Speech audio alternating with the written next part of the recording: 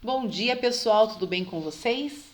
Na aula de hoje, nós faremos os exercícios das páginas 15 a 17 do caderno de atividades.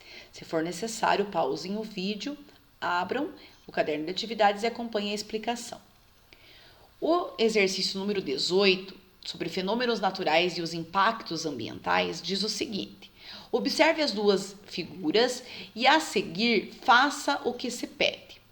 Então, nós temos aqui na imagem número 1 um exemplo de tornado e na imagem número 2 um exemplo de poluição. Então, aqui diz o seguinte: os tornados e a poluição das fábricas são exemplos de impactos ambientais, porque ambos causam destruição no ambiente. Explique o que é impacto ambiental e quais são os dois tipos em que podem ser classificados. Dê 2 exemplos para cada, diferentes dos apresentados nas imagens. Então, primeiro tem que explicar o que é um impacto ambiental. Então, toda ação que provoca danos no ambiente, que acarreta consequências tanto no ambiente quanto para os seres vivos, né, nós chamamos de impactos ambientais. Lembrem que esses impactos ambientais vão agredir o meio ambiente e, por consequência, vão agredir também os seres vivos que dependem desse ambiente. E ali pede para classificar. Então, existem fenômenos naturais, como é o exemplo do tornado, que é um fenômeno natural, que não tem como nós fazermos o controle.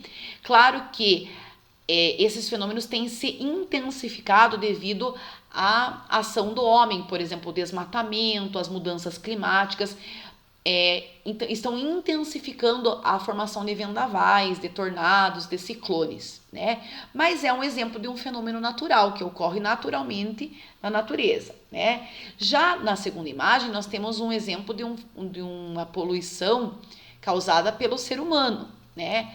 Então aqui está pedindo para classificar, né? Pede para primeiro definir o que é um impacto ambiental e classificar os fenômenos, né?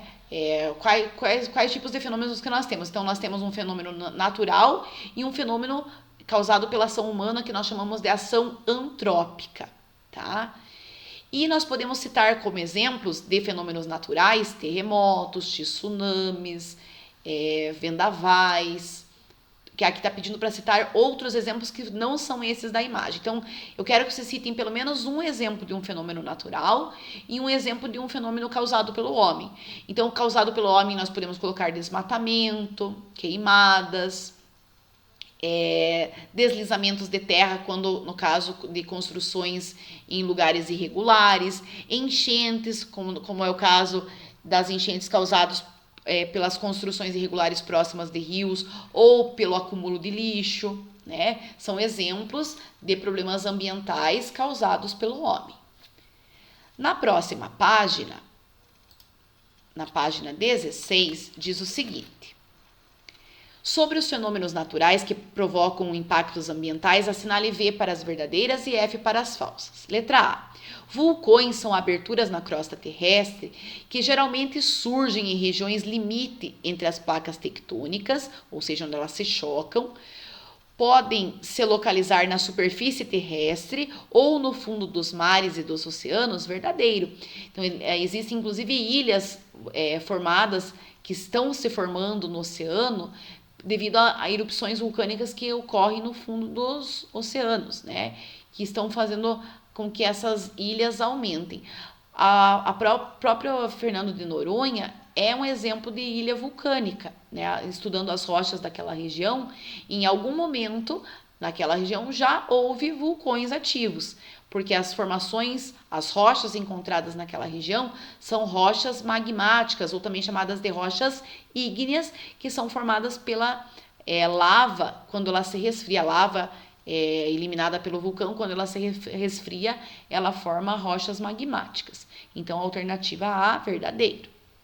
B. A lava que sai dos vulcões se resfria, se solidifica e forma aglomerados de rochas que, quando se decompõem, formam solos férteis, correto. Então, lembrem que o magma, quando está dentro do vulcão, que o magma nada mais é do que rocha derretida, quando ele sai para fora da crosta terrestre, esse magma é chamado de lava. E essa lava, ela vai sair, vai se resfriar, vai se solidificar, vai formar rochas, que são chamadas de rochas magmáticas ou ígneas, e ela se decompõe deixando esse solo muito fértil, portanto, correto. Letra C. Os abalos sísmicos, que são os tremores de terra, ocorrem com o choque entre as placas tectônicas, gerando tremores do solo? Verdadeiro. Letra D. Os tsunamis são ondas gigantescas provocadas por terremotos no fundo dos oceanos? Verdadeiro. Lembrem que quando o terremoto ocorre no mar, ele é chamado de maremoto e ele pode formar tsunamis, que são as ondas gigantes. Letra E. O epicentro é o ponto onde o terremoto ocorre e o hipocentro é o local na superfície da crosta terrestre em que o terremoto é sentido com maior intensidade. Falso, é o contrário, né? O ponto onde ele ocorre é chamado de hipocentro. E o local onde ele é sentido na crosta terrestre é chamado de epicentro. Então, aqui está invertido, portanto, essa alternativa é falsa. Exercício 20. Leia o texto e responda as questões a seguir. Por que a Terra treme no Brasil? Em 8 de outubro de 2010, a Terra tremeu como jamais se havia visto em Mara Rosa, cidade de 10 mil moradores no norte de Goiás. Passava um pouco das 5 da tarde daquela sexta-feira e as pessoas se preparavam para o fim de semana quando o chão balançou tão intensamente a ponto de se tornar difícil ficar em pé. Árvores chacoalharam, paredes trincaram e as telhas despencaram das casas. Menos de um minuto mais tarde, os reflexos desse terremoto de magnitude 5, um dos mais fortes registrados no país nos últimos 30 anos, haviam percorrido 250 quilômetros e alcançado Brasília, onde alguns prédios chegaram a ser desocupados. Em 6 meses, outros 800 sismos, ou seja, abalos sísmicos, menos intensos ocorreram ali e ajudaram a determinar a causa direta do desassossego da terra naquela região. Bem abaixo de Mara Rosa, a uns 3 quilômetros de profundidade, há uma imensa rachadura da crosta terrestre, a camada mais rígida e externa do planeta. E ao longo dessa fratura, que se estende por 5 quilômetros, as rochas haviam se deslocado, fazendo a terra tremer. Letra A. No Brasil, o Brasil se encontra no centro de uma placa tectônica, que é a placa sul-americana. Desse modo, os tremores não são fenômenos comuns no nosso país. Como o texto explica o fato de terem ocorrido tremores na região de Mara Rosa, em Goiás? Então, embora não é uma coisa comum, porque como o Brasil está no centro de uma placa, aqui está dizendo que esse abalo que foi sentido em Mara Rosa ocorreu devido a essa rachadura na crosta terrestre, ou seja, a essa fissura na crosta terrestre, né? Então, aqui no texto explica, né, que foi investigado e a uns 3 quilômetros de profundidade há uma intensa rachadura na crosta terrestre, na camada mais rígida e externa do planeta. E essa fratura fez com que ocorresse esse tremor, tá? Então, se vocês quiserem copiar essa parte do texto que está explicando o porquê desse fenômeno, vocês podem pausar e copiar. Na letra B, diz o seguinte: de acordo com o texto, o terremoto em Goiás teve o seu epicentro em Brasília, ou seja, onde foi sentido, ou em Mara Rosa. Justifique sua resposta. Então, primeiro foi sentido em Mara Rosa, porém ali diz que chegou, né, foi sentido até 250 quilômetros, alcançando Brasília, mas o ponto onde ocorreu esse tremor foi em Mara Rosa. Na próxima página, na página 17, diz o seguinte, ó. Ao lado dos itens abaixo, identifique com letra N os fenômenos naturais que geram impactos ambientais e com letra H as atividades humanas que geram impactos ambientais e com letra C as consequências desses impactos. Então, na apostila nós fizemos um exercício bem parecido com esse, né? Lá nós colocamos N para fenômenos naturais, H para os ocasionados pela ação humana, e aqui nós vamos incrementar colocando a letra C para as consequências desses impactos. Tremores são fenômenos naturais, né? Tremores, terremotos, tsunamis. Então aqui nós vamos colocar um N para natural. Modificação nas paisagens são consequências desses impactos. Então, quando ocorre tanto fenômenos naturais quanto os ocasionados pela ação humana, modificam as paisagens. Por exemplo, um desmatamento, uma queimada, modifica a paisagem. Quando ocorre um terremoto, também modifica a paisagem. Então, nós vamos colocar aqui a letra C. Próximo, desmatamento. O desmatamento é causado pelo homem, né, pelo ser humano. Então, nós vamos colocar aqui a letra H. É importante nós destacarmos que quando nós falamos homem, nós estamos falando do ser humano, né, da espécie Homo sapiens, tá? Que muita gente fala, né, mas não é causado pelas mulheres também, é por homens e mulheres, pelos seres humanos. Movimentação de placas tectônicas, são fenômenos naturais. Essas movimentações são ocasionadas pelo movimento das placas sobre o manto, né? Então, sobre o magma. Então, N de natural. Lixo poluindo os rios e lagos. Quem joga lixo são os seres humanos, portanto, aqui H. Extinção de seres vivos.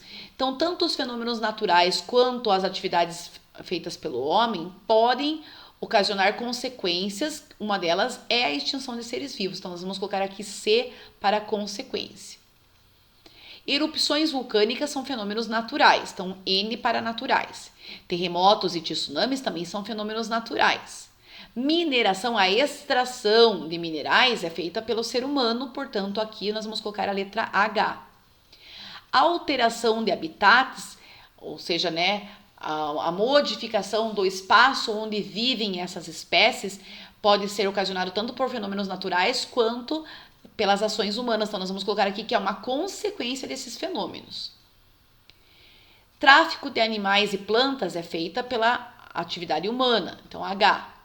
Mudanças climáticas são consequências tanto das atividades humanas quanto dos fenômenos naturais que podem ocasionar mudanças no clima. Então, aqui nós vamos colocar um C para consequências.